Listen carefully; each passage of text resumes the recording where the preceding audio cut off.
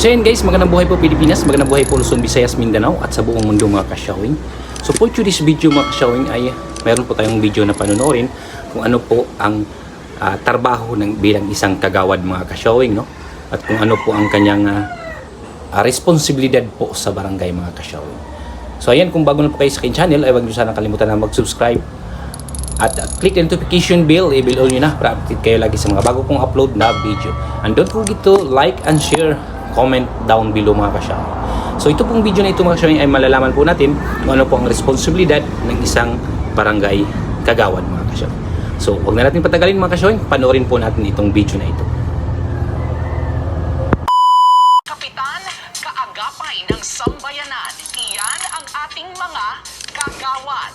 Bawat barangay meron po nito. Pero ano nga ba ang kanilang trabaho? Base sa Local Government Code ng bansa, nangunguna sa kanilang job order ang pagpapatupad ng mga patakaran at programang direktang nakakaapekto sa kanilang komunidad. Ang mga proyektong yan dapat sumasaklaw sa pagsisiguro ng kapayapaan, kaayusan at pangkalahatang kabutihan ng bawat residente ng kani-kanilang barangay. Sa bawat barangay, may inihahalal na 7 kagawad, bukod pa sa barangay captain at 8 miyembro ng Sangguniang Kabataan o SK.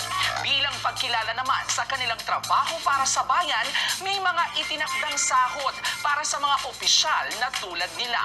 Noong 1991, alinsunod sa Local Government Code, nasa 600 pesos lang kada buwan ang ibinibigay na minimum pasahod para sa mga kagawad.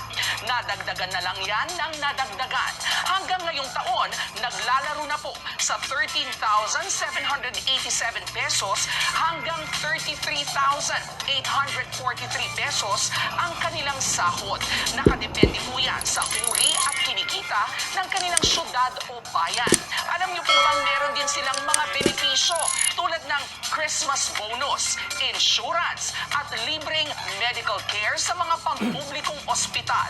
Paminsay pa nga'y may libreng paaral sa kanilang mga anak, eligibility sa civil service at pagkakataon na maitalaga sa kahit na anong posisyon sa gobyerno na sila'y qualified matapos po ang kanilang termino.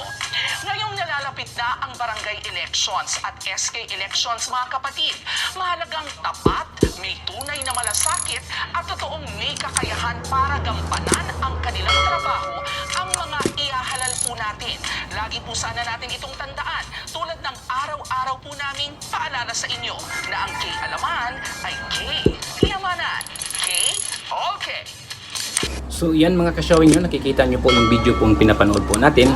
So hindi po talaga yun sakto na sinabi nila mga ka-showing sa honorarium ng barangay kagawad. Dahil depende po yan mga ka-showing, no, sa national tax allotment po ng barangay, no. Kasi yung sinasabi po nila, baka doon po yun sa mga malalaking barangay mga ka-showing katulad ng mga nasa syudad, yun, mga nasa lungsod, kaya malaki ang honorarium po ng barangay kagawad doon.